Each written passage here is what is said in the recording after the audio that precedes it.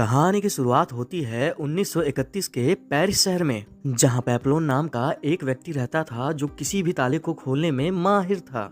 एक दिन चोरी के बाद उसने हीरे अपने बॉस को दिए तो उसका बॉस पूछने लगा कि कहीं तुमने थोड़े बहुत हीरे तो रख तो नहीं लिए, लेकिन पेपलोन ने साफ इनकार कर दिया। तभी उसके सामने एक बुरी तरह जख्मी आदमी को लाया गया और बॉस ने उसको धमकी देते हुए कहा कि मुझसे झूठ बोलेगा ना तो ऐसा ही हाल कर दूंगा। ये सुनकर पेपलोन थोड़ा घबरा गया, लेकिन उसने अपने काम के पैसे लेकर वहाँ से वापस चला आया। वो सीधा अपनी गर्लफ्रेंड नैनिटी से मिलने पहुंचा और उसने कुछ हीरे उसे तोहफे में दिए जो उसने अपने बॉस से छुपा रखे थे। उसी पल एक आदमी ने छिपकर नैनिटी के हाथ में वो हीरा देख लिया। खैर फिर उन दोनों ने एक साथ रात गुजारी और नैनिटी ने कहा कि वो दोनों इस जुर्म की दुनिया से दूर एक छोटा सा घर बसाना चाहती है। फिर अगली सुबह अचानक उनके घर पुलिस आ गई और उन्होंने पेपलोन पर उसी आदमी की मौत का इल्जाम लगाया जिसे उसके बॉस ने पीटा था। पेपलोन ने उसे समझाने की कोशिश की कि वो बेगुनाह है, लेकिन पुलिस वाले उसे जबरदस्ती गिरफ्तार कर ले गए। पेपलोन समझ गया था कि ये पुलिस वाले उसकी कोई भी बात नहीं सुनेंगे, इसीलिए उसको अब इस जेल से भागना ही होगा। इसके बाद पेपलोन ने जुलॉट नाम के एक कैदी से दोस्ती की। जुलॉट ने उसे बताया कि यहाँ से भागने के लिए बहुत सारे पैसों की जरूरत है।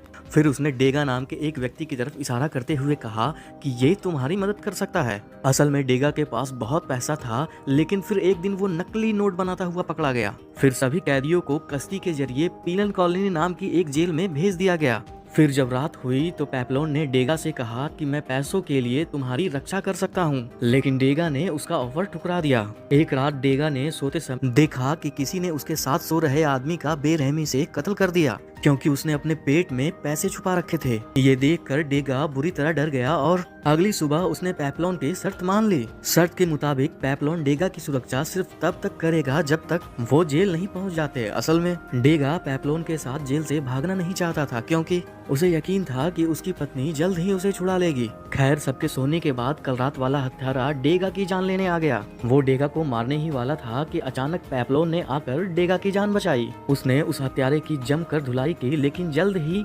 ऑफिसर्स को उसकी खबर मिल गई और उन्होंने पेपलोन को कड़ी सजा दी।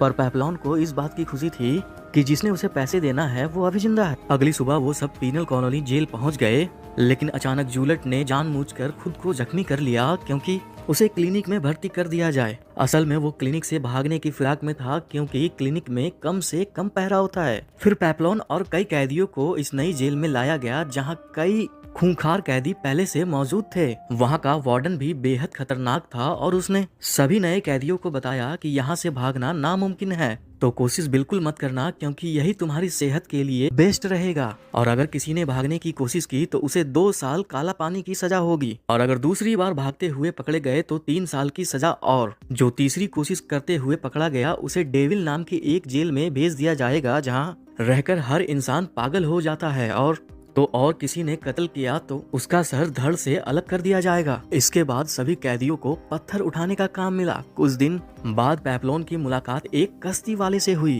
पेपलोन ने उसे कश्ती के बदले ढेर सारा पैसा देने का वादा किया और वो मान भी गया। उसने पेपलोन को अगली रात किनारे पर मिलने को कहा, और तभी अचानक एक खूंखार कैदी को इस प्लान की भनक लग गई और उसने पैसों के लिए डेगा पर हमला कर दिया। और इस बार भी पेपलोन ने उस कैदी को धूल चटाकर डेगा की जान बचाई। ये सब देखकर डेगा को एहसास हो गया कि पेपलोन के बिना तो वो एक दिन भी इस जेल में जिंदा नहीं रह पाएगा, और अब उसके पास कोई भी चारा नहीं था, इसलिए उसने भी पेपलोन के साथ भागने का फैसला किया। फिर अगली सुबह सभी कैदियों को मैदान में इकट्ठा किया गया। असल में जूलॉट ने भागने की कोशिश में 2 गार्ड्स की हत्या कर दी थी।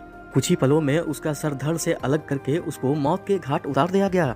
उसे देखकर वहां मौजूद सभी कैदियों की रूह कांप गई। फिर उसके बाद वार्डन ने पेपलोन और डेगा को जूलॉट की लाश शमशान में ले जाने का हुक्म दिया, पर आधे रास्ते में अचानक डेगा उल्टियां करने लगा, क्योंकि उसने आज तक लाश ही नहीं देखी थी। तब पेपलोन ने उसे समझाने की कोशिश की, पर कोई फायदा नहीं हुआ। तभी एक गार्ड ने वहां आकर डेगा को लाश उठाने को कहा, लेकिन डेगा जब नहीं माना तो वो डेगा पर कोड़े बरसाने लगे। पर पेपलोन को ये सब नहीं देखा गया, इसीलिए उसने एक पत्थर उठाकर गार्ड्स के सर पर दे मारा। इसके बाद वहां से वो भाग निकला, लेकिन बेचारा डेगा तो सदमे के कारण वहां से हिल ही नहीं पा रहा था। फिर रात को पेपलोन नदी किनारे उस कश्ती वाले से मिलने पहुंचा। जब पेपलोन ने उससे कश्ती मांगी तो वो आदमी जोर जोर से हंसने लगा, और पेपलोन ने मुड़कर देखा कि उसे चारों ओर से गार्ड्स ने घेर लिया है। फिर तब ये खुलासा होता है कि ये बोट वाला आदमी ही वार्डन को भागने वाले व्यक्तियों की जानकारी देता है और इसके बदले में उसे काफी सारे पैसे भी मिलते थे। और जल्द ही पेप्लॉन को जेल में वापस लाया गया,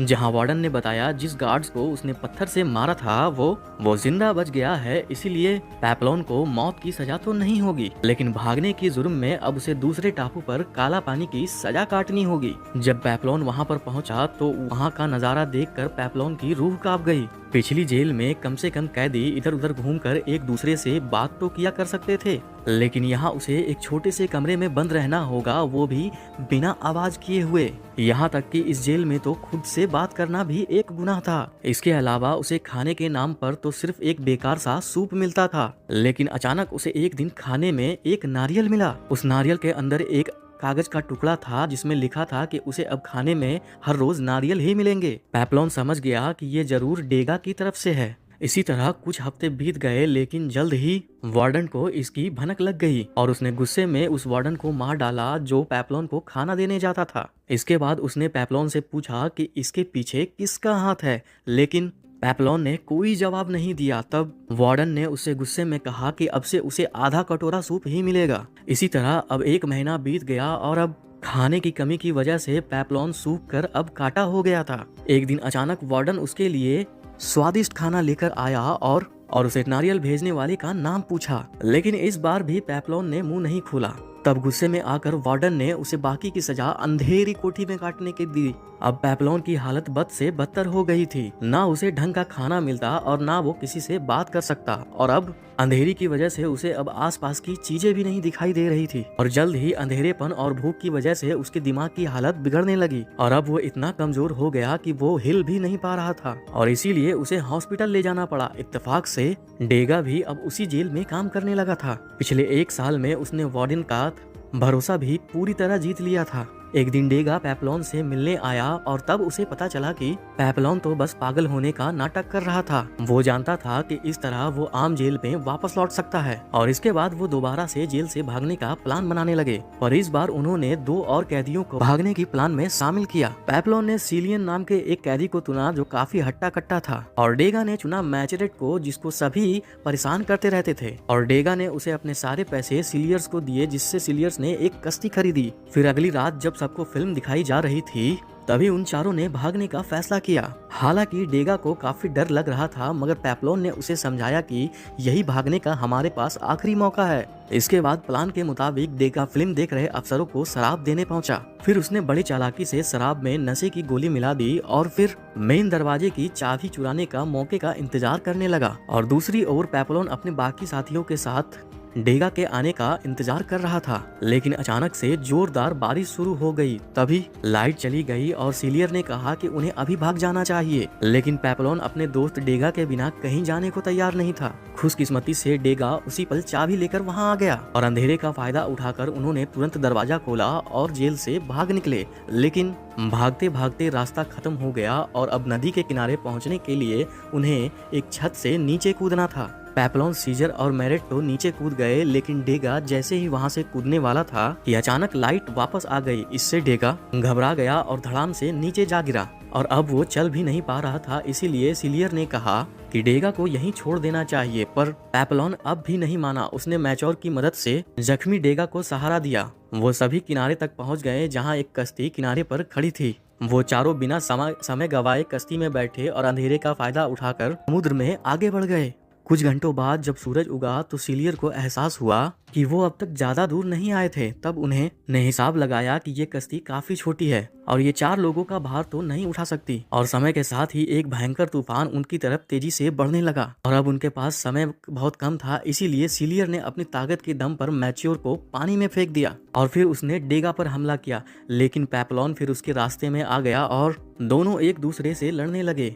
सीरियस पेप्लॉन से काफी हट्टा कट्टा था और उसे मारने ही वाला था कि पीछे से डेगा ने सीरियस के पीठ पर चाकू घोंप दी। इसके बाद उन दोनों ने मिलकर सीरियस को कश्ती से बाहर फेंका और मैचोरट को वापस ऊपर खींच लिया और फिर वो तूफान की चपेट में आ गए और चारों तरफ अंधेरा छा गया। जब उनकी आंख खुली तो वो सब एक टापू पर थे। असल में टापू के कुछ लोगों ने उन्हें समुद्र में बहते हुए देखा और उनकी जान बचाई और तभी एक नन ने आकर पेप्लॉन को बताया कि ये टापू कोलंबिया में है। और फिर पेप्लोन ने डेगा से कहा कि उन्हें जल्द से जल्द यहाँ से निकलना चाहिए। लेकिन डेगा ने कहा कि अगर वो जाना चाहता है तो वो जा सकता है, क्योंकि अब उनकी डील खत्म हो चुकी है। असल में वो भाग भाग कर थक चुका था। अब वो आराम से अपनी जिंदगी किसी एक जगह पर गुजारना चाहता था। फिर पेप्लोन मैचोर्ड के पास गया, लेकिन वो भी टापुओं की लड़कियों पर लट्टू हो गया था। आखिरकार पेप्लोन ने अकेले ही वहां से निकलने का फैसला किया, और फिर तभी अचानक उसकी नज़र कुछ ऑफिसर्स पे पड़ी, और फिर वो समझ गया कि उस चालाक नेन ने उसकी खबर पुलिस को दे दी है। अब पेप्लोन ने डेगा को उठाया,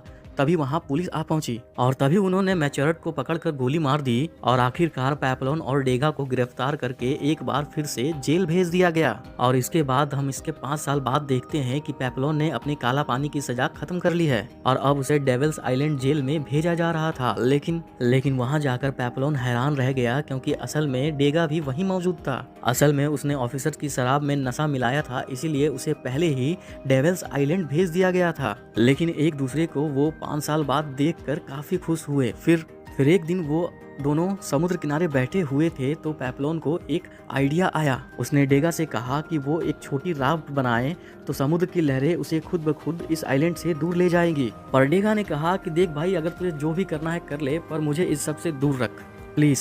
वो पिछले 5 साल से यहाँ शांति से जिंदगी गुजार रहा था, और उसकी पत्नी ने किसी और से शादी कर ली थी, इसीलिए उसे अब वापस लौटने में कोई खास इंटरेस्ट भी नहीं था। खैर, उसने फिर भी नारियल से राफ्ट बनाने में पेप्लोन की मदद की, और अगली सुबह उन दोनों दोस्तों ने एक दूसरे को गले लगाकर अलविदा कहा। फिर पेप्लोन राफ्ट समुद्र में फेंक कर उस पर कूद गया। खुशकिस्मती से उसका प्लान कामयाब रहा, और लहरें उसे दूसरी ओर ले जाने लगी। उसे जाता देख डेगा के भी आंखों में आंसू आने लगे। अगर वीडियो पसंद आए तो चैनल को सब्सक्राइब कर देना और वीडियो को लाइक